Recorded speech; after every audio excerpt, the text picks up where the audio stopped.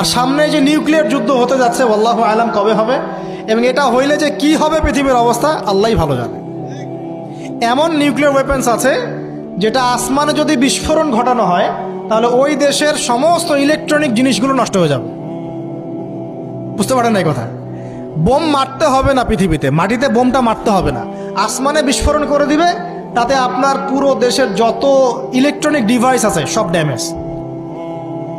এটা এই যুগ। ওই হিরোশিমা নাগাসাকির কথা মনে আছে? কি হয়েছিল ওখানে বলেন? দুইটা বোম ফেলা হয়েছিল, পারমাণবিক বোমা। কে ফেলেছিল? কে ফেলেছিল? আমেরিকা। আচ্ছা, ওই বোম দুটার নাম কি? হ্যাঁ, এই তো জানেন, লিটল বয় আর ফ্যাটম্যান। ওই দুইটা বোম পড়ে যে কোটি কোটি মানুষ মারা গেল, এখন পর্যন্ত জাপানের মানুষ তার তেজস্ক্রিয়তায় ভোগে। এখনকার পারমাণবিক ওয়েপন্সগুলো তার চেয়ে অনেক অনেক অনেক বেশি শক্তিশালী।